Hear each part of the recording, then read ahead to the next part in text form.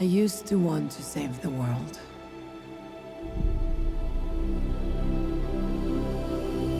This beautiful place. But the closer you get, the more you see the great darkness within.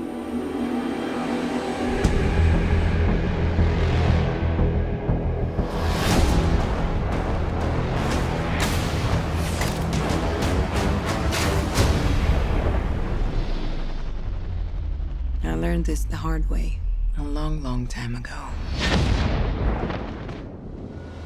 Welcome to What the Flick, everybody. We're all here. It's a big movie. We're all here. It's Ben and Matt, Alonzo, and Christy. Wonder Woman, the summer savior and the savior for the world.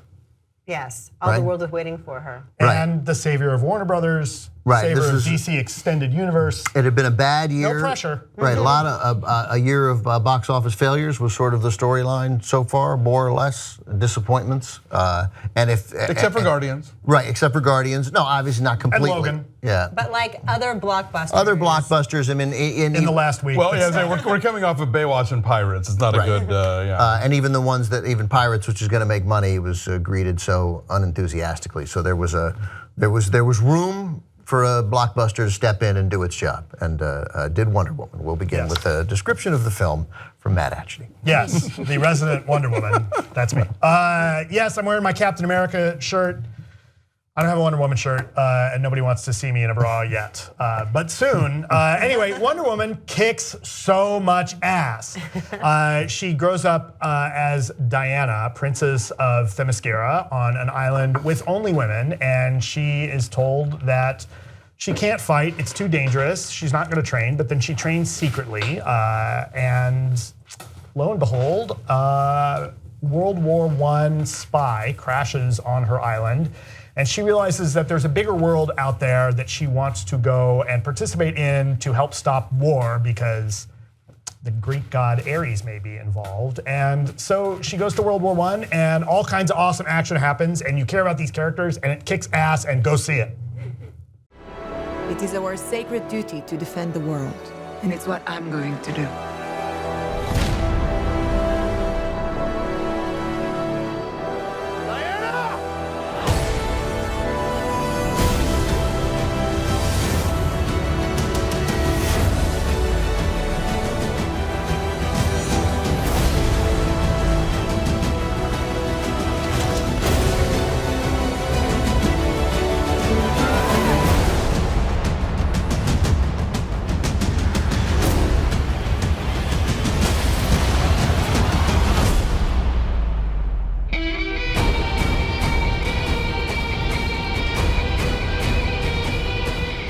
So this is pretty amazing. There was a lot of hype going into it. You saw it weeks ago, you guys did. We saw it a couple nights ago, and this more than meets the hype. I mean, it is thrilling and beautifully acted and beautifully cast, and you care deeply, and it's over 2 hours long, but it moves incredibly, and the action sequences, she does not wear sequins. She wears satin tights, and she's fighting for our rights.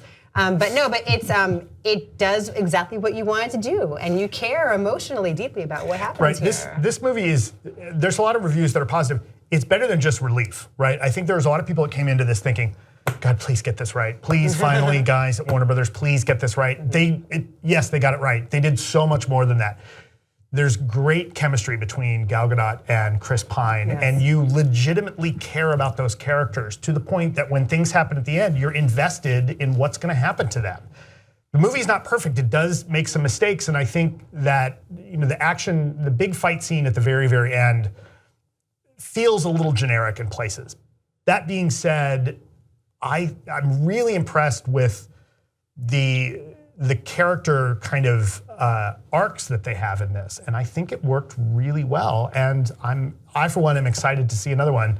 And thank you, Warner Brothers, for the bribe money, because that outweighed the Marvel bribe money. Where's his Hawaiian shirt, Warner Brothers? Before this came out, Patty Jenkins was talking about how one of her big influences was Casablanca, which immediately sets my eyes to rolling. Like, oh, come on, and I'm not gonna say this movie is as up there with Casablanca, but what it does is it provides the sort of thrills you get from really good, solid popcorn entertainment. And they aren't the kinds that are just like, oh, they're recreating an iconic comic book cover, or oh, I remember that from the TV show, or the sort of things that a lot of times filmmakers can kind of coast on when they know that we're invested in previous versions of these characters.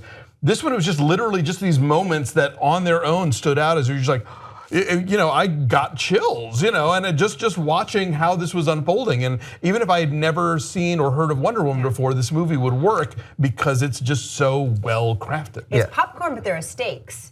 Yes. That's funny. I didn't mean for it to be, sorry. But it was. I don't know that those are two great tastes that go together.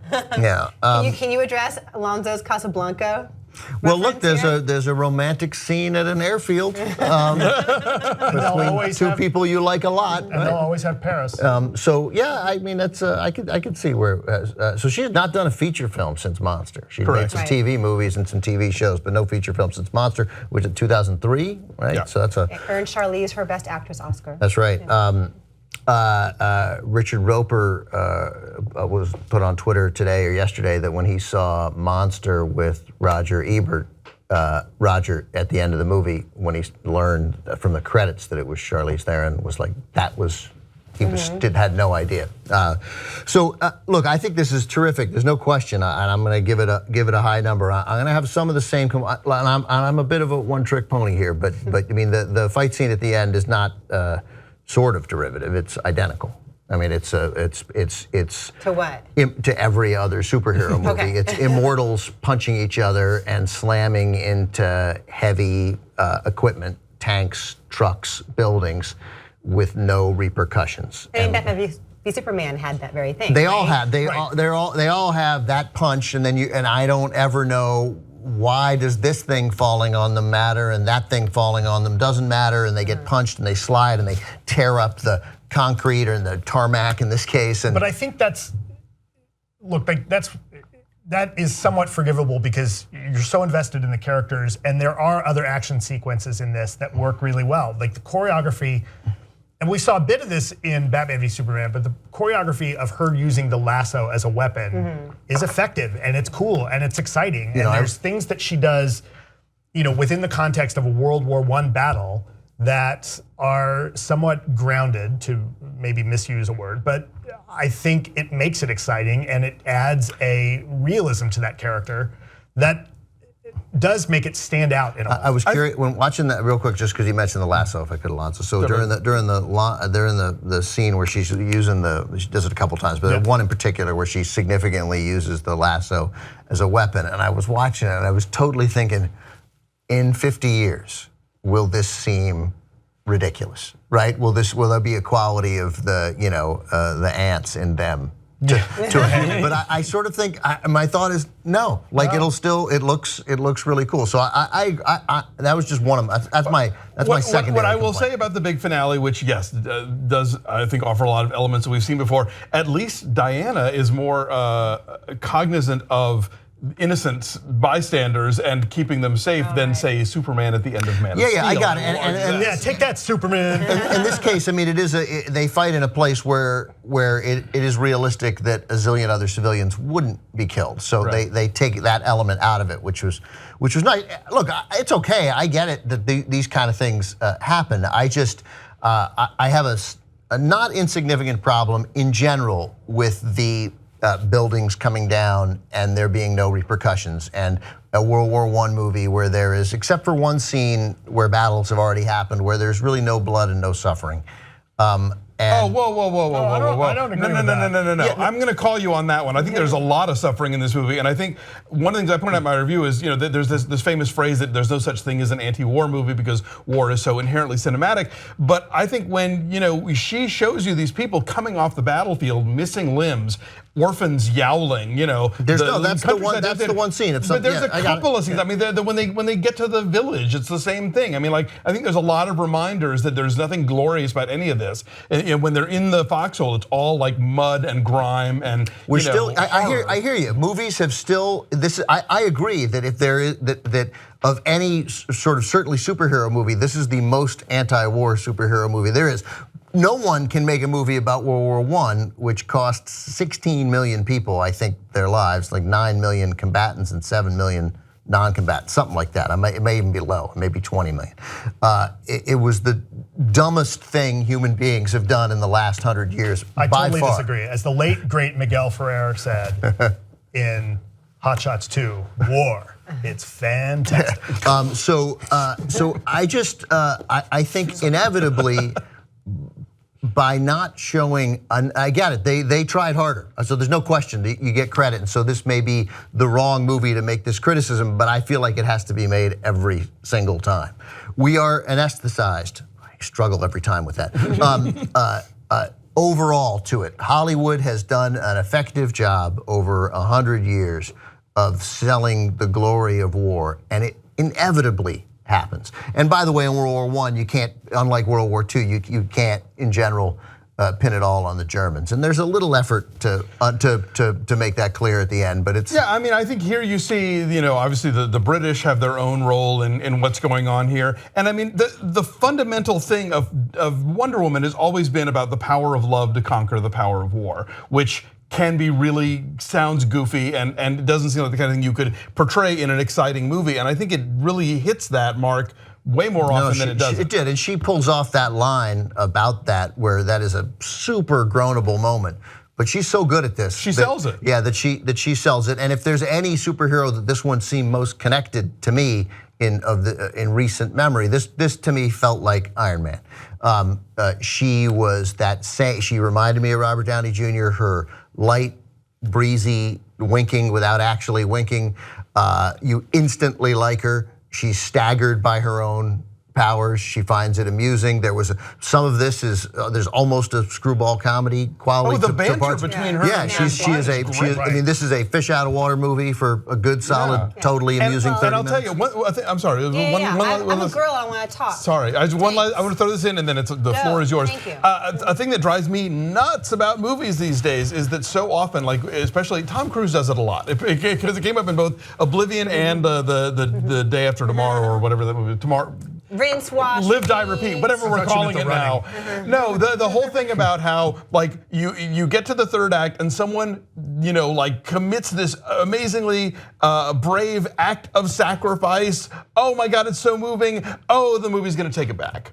And in this movie, an act of sacrifice occurs and the movie doesn't take it back, the movie owns it, and it's like, we have to leave the theater knowing that sacrifice took place, and it's like, yes, Wonder Woman, thank you for the stakes. Yeah, it's very emotional. No, but I was gonna say, the reason I agree with you about how this addresses war in a more, I don't know, emotionally realistic way is because we're seeing it through her eyes. I mean, because she is this innocent in some ways, because she is this fish out of water, she's not, blind to it. I mean, she sees it, she feels it, she's deeply emotionally moved by it, and because we are seeing it through her eyes, we are too. So when she sees the mother and the child in the bunker, it's a sight we don't ordinarily see in a lot of war movies. At the same time, she can go into battle and kick absolute ass and be the force that they need for a massive catalytic change, and so she can do them both. She pulls off this really, really tricky thing here, which you were alluding to. It's like, she's totally in command. She's more often than not the smartest and most capable person in the room or on the battlefield, wherever she is. But there's also like this wide-eyed innocence to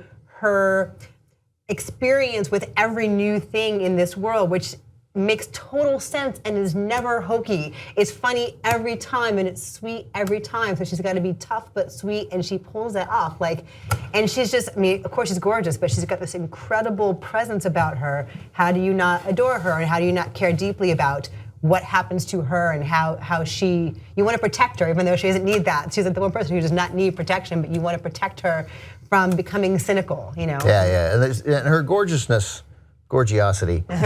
It's not normal. Like but I mean, there are a lot She's of wonderful. Right, it is. Come on. But there are all kinds of attractive people in Hollywood, men and women both. She's why I still like that Keeping Up with the Joneses. There's no question. Oh my God. I got it. No, that movie's horrible. It's I just know. a lingerie trying on scene that you like. Then. No. But that's the thing. I don't care. It's not like I don't see movies and think, oh, I can't. I love that girl. She's so hot. I never ever think that. I couldn't take my eyes off her. I felt after that movie, movie.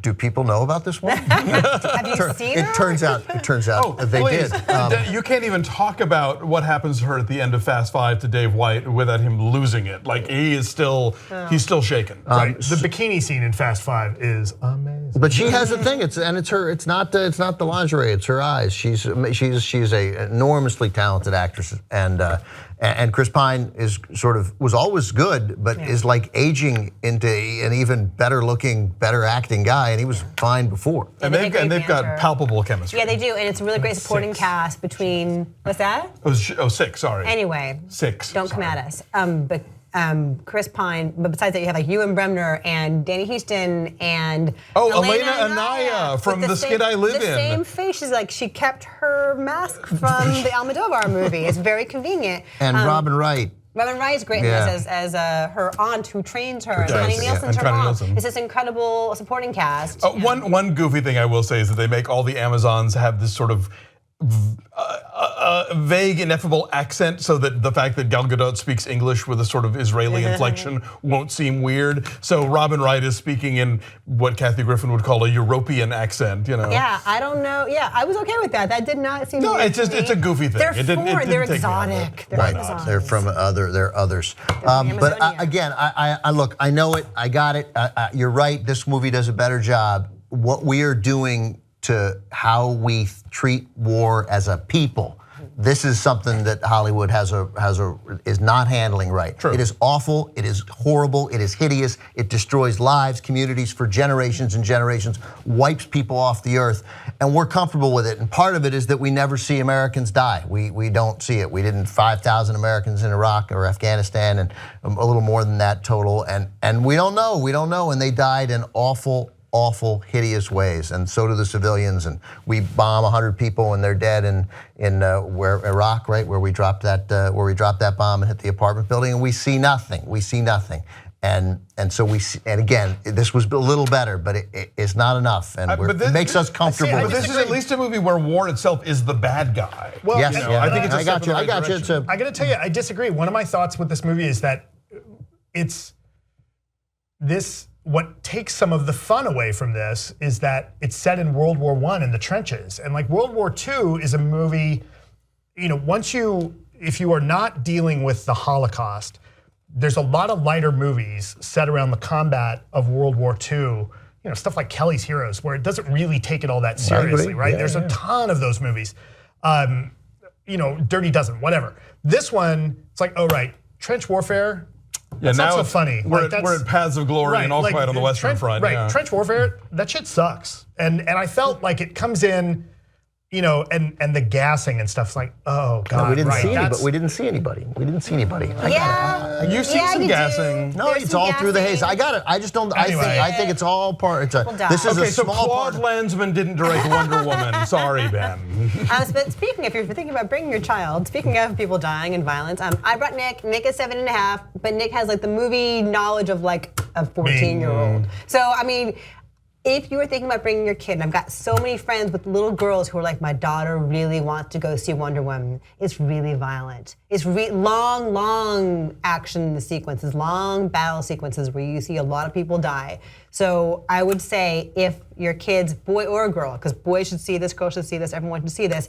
I think like 6 or 7 is a little young. I don't know, it's really violent. I Take would your say daughter maybe, and get her a sword. yeah, no, maybe, I know like little girls really want to see it, and I've got so many friends who are like, she's dying to see it. Also, it's very long. It's like 2 hours and 20 minutes long, so it might be a little prohibitive butt in the seat time-wise, but I would say maybe like 10 and older. I mean, do you think it was violent? It's Yes. definitely violent. Yeah. I mean, for these, it's long, like they don't shy away from people dying. You see people, a lot of characters dying, You can, however, take your little kids to see Captain Underpants. which is great, which also, we love. you should yes. warn men are constantly emasculated in this movie. So, So if you're a man, Sneak into the women-only screening. all right, so we have high numbers. What are they? I'm 7. saying 9.2. 9. I think this is one of the best superhero movies I've ever seen. 8.5. I also think it's one of the best superhero movies I've ever seen. 7.9. Okay, our number is an 8.9, and it is high. It is in the low 90s on the tomato meter right now. Who dares not like this? Who are you? What is wrong with you?